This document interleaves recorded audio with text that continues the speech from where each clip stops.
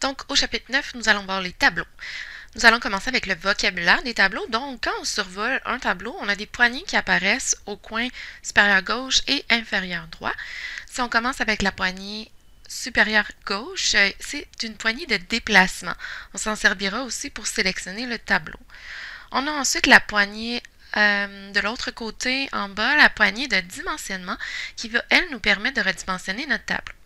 Quand on a une série de de cellules verticalement, on appelle ça une colonne. Quand on a une série de cellules horizontalement, on appelle ça un rang ou une ligne. Évidemment, chaque case est une cellule. Pour créer un tableau, on va se positionner sur un nouveau paragraphe. On va aller dans l'onglet Insérer ou Insertion.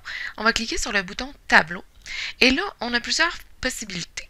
Si le maximum de colonnes et de lignes est de 8 par 10, on pourra utiliser les petits carrés blancs ici qui nous permet d'insérer un tableau en précisant le nombre de colonnes et le nombre de lignes qu'on veut insérer.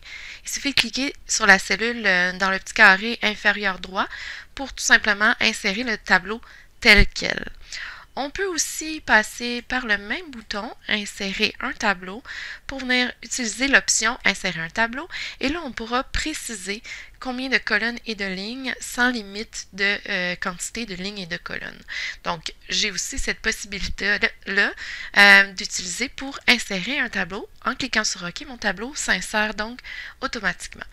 J'ai également dans ce bouton-là un bouton qui s'appelle Tableau rapide qui nous permet de voir quelques tableaux déjà préparés par Microsoft Office. Donc, il y a quelques tableaux là déjà présents qui pourraient nous servir de base pour construire un tableau. Donc, n'hésitez pas à les utiliser si jamais ça vous convient.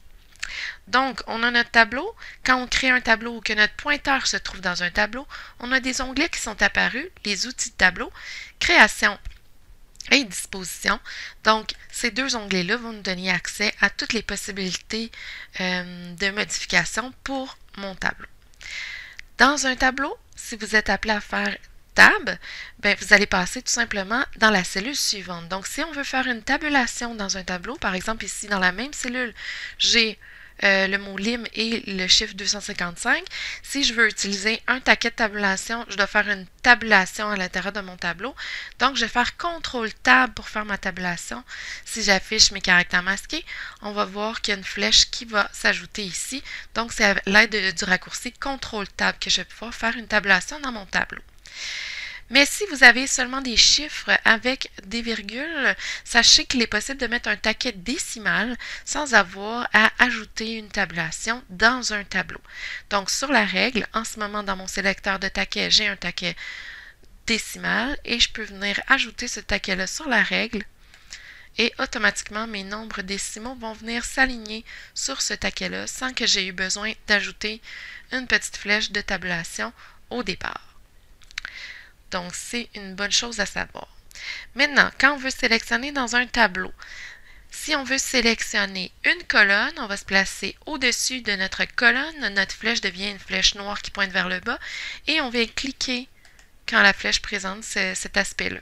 Je sélectionne donc une colonne entière. Si je veux sélectionner une ligne entière, je vais me placer à l'extérieur à gauche de mon tableau vis-à-vis la ligne à sélectionner et je vais cliquer pour sélectionner la ligne. Évidemment, je peux cliquer glisser pour en sélectionner plusieurs qui sont consécutives. Pour sélectionner une cellule, je me place dans le coin inférieur gauche de ma cellule. Ma flèche devient noire et en diagonale, donc je peux cliquer maintenant pour sélectionner la cellule et encore là, je peux glisser aussi pour sélectionner plusieurs cellules qui sont consécutives. Pour sélectionner mon tableau entier, je vais cliquer sur sa poignée de déplacement, donc dans le coin supérieur gauche de mon tableau, pour faire une sélection complète de mon tableau. Donc, ces différents types de sélections-là sont importants à se rappeler quand on va vouloir faire des manipulations, des suppressions ou des ajouts dans notre tableau. Parlant d'ajout, on va aller insérer des rangs ou des colonnes. Donc, il y a un bouton qui s'est ajouté depuis Office 2013, je crois. Quand on est à l'intersection de deux colonnes ou de deux lignes, on va avoir un bouton qui va nous permettre d'aller ajouter une colonne entre les deux colonnes où je me trouve en ce moment. Donc, en cliquant tout simplement, je vais m'ajouter une simple colonne. Et c'est la même chose pour les lignes. Je peux m'ajouter de cette façon-là des lignes. Si vous voulez en ajouter plusieurs, vous pouvez sélectionner les multiples colonnes ou les multiples lignes et dans l'onglet Disposition, j'ai la possibilité d'ajouter mes colonnes ou mes lignes. Donc en ce moment, j'ai 2 colonnes de sélectionner. Si je clique sur Insérer à gauche, il va m'insérer 2 colonnes à gauche des colonnes qui sont sélectionnées. Il va en insérer autant que j'ai de colonnes sélectionnées. Donc ça fonctionne de la même façon aussi pour les rangs ou lignes.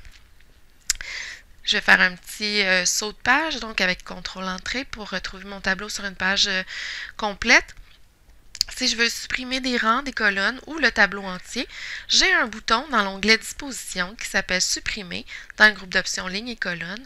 Et l'important, c'est de positionner mon point d'insertion. Donc, par exemple, je me positionne ici au centre et je viens cliquer sur le bouton Supprimer. Et là, je vais sélectionner ce que je souhaite supprimer. Est-ce que je souhaite supprimer des cellules? Je vous le conseille un peu moins parce que là, ça va défaire le rectangle de votre tableau. Donc, c'est rare qu'on va supprimer des cellules. Par contre, pour supprimer des colonnes ou des lignes, ben là, c'est selon le bouton sur lequel je vais appuyer. Donc, en ce moment, je suis dans la cellule où c'est écrit chaîne. Si je supprime la colonne, c'est ma colonne centrale qui va être supprimée tout simplement. Si je retourne dans le bouton supprimer les lignes, voilà. J'ai donc la ligne au complet qui va se supprimer et j'ai aussi l'option de supprimer mon tableau, donc qui est difficile d'obtenir autrement que par ce bouton-là. Pour ajuster la taille d'un tableau, j'ai un bouton dans l'onglet Disposition qui me permet de faire des ajustements automatiques. Les 2 ajustements possibles, c'est l'ajustement au contenu, donc il va aller sélectionner la donnée la plus grande de chacune des colonnes et va venir réduire la largeur des colonnes en fonction de cette taille-là. Ou j'ai aussi la possibilité d'ajuster automatiquement à la fenêtre, c'est-à-dire de la marge de gauche à la marge de droite. Donc, c'est les 2 possibilités qui me sont permises via ce bouton-là. Évidemment, vous pouvez ajuster manuellement également avec la poignée de dimensionnement dans le coin inférieur droit. Vous avez la possibilité d'aller redimensionner votre tableau et comme ça, c'est possible de le faire manuellement sans préciser que vous voulez l'ajuster automatiquement. Pour ce qui est de modifier la largeur des colonnes ou la hauteur des lignes avec la souris, vous vous placez sur une bordure droite ou gauche et vous allez tout simplement glisser la bordure vers la droite ou vers la gauche pour redimensionner les colonnes adjacentes. Donc, c'est la même chose pour les lignes. Je peux agrandir ou diminuer la ligne en fonction de mes besoins. C'est possible aussi de préciser une largeur de colonne ou une hauteur de ligne.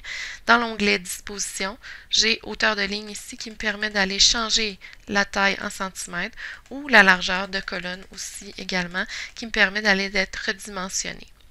Je peux ajuster ou plutôt adapter la largeur des colonnes à leur donner la plus longue ou la hauteur des lignes. C'est possible de le faire en double-cliquant sur la bordure à droite de ma colonne. Donc, je double-clique comme ça, ma colonne s'ajuste à la donnée la plus longue et je peux faire pour chacune des colonnes. Mais idéalement, si je veux le faire pour mon tableau au complet, je vais faire un double-clic sur la bordure complètement à gauche de mon tableau. Ça va faire en sorte que je lui demande un ajustement automatique de toutes les colonnes à leur donner la plus longue. Donc, c'est l'équivalent d'aller appuyer sur le bouton Ajustement automatique, ajuster automatiquement au contenu. Donc, je peux le faire tout simplement avec ma souris. Lorsque j'ai un tableau, parfois, je peux vouloir que mes colonnes aient toutes la même taille ou ma hauteur des lignes soit toutes identiques. Pour faire ça, je vais venir sélectionner les colonnes pour lesquelles je veux une largeur identique. Dans mon cas, ce sera toutes les colonnes, donc je vais sélectionner mon tableau avec sa poignée de déplacement. Et l'uniformisation des colonnes se fait à l'aide des boutons Distribuer les colonnes ou si c'est pour les lignes, Distribuer les lignes.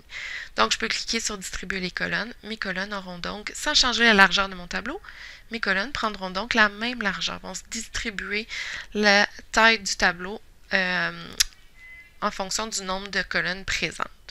Donc, c'est un peu la même chose pour les lignes. Si j'agrandis une de mes lignes, je sélectionne mon tableau encore une fois et je demande la distribution des lignes.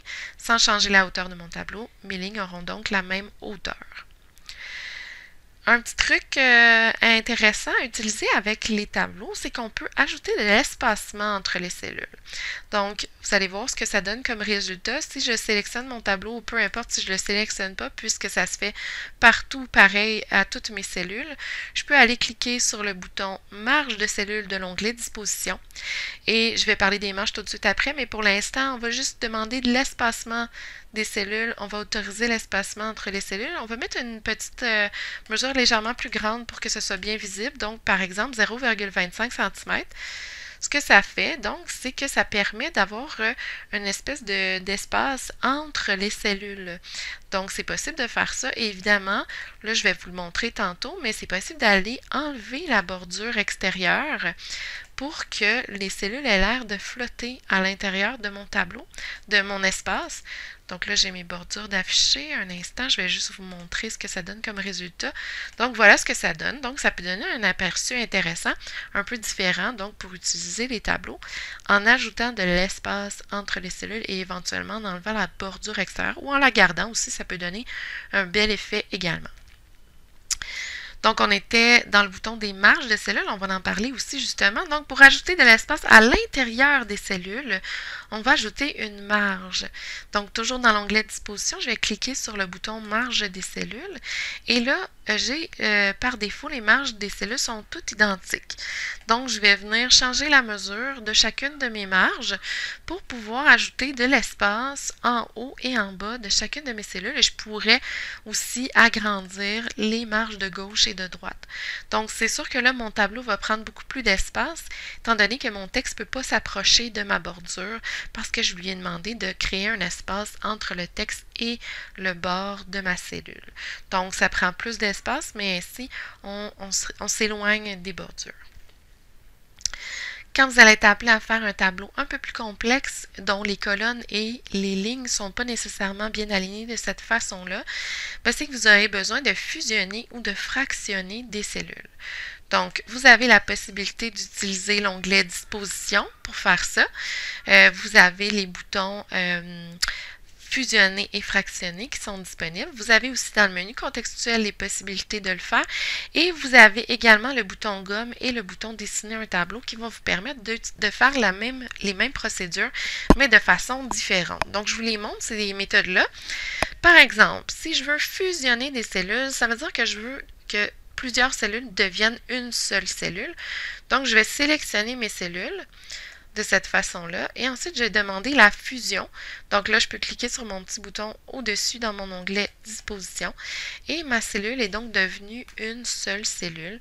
Donc, je peux maintenant centrer du texte à l'intérieur de ces cellules-là qui est devenue une seule cellule. Pour fusionner, on peut aussi sélectionner les cellules et avec un clic droit, on a l'option de fusionner. C'est le même principe. Et finalement, en utilisant le bouton gomme, c'est qu'on peut venir gommer les bordures pour les supprimer. Donc, voilà comme ça.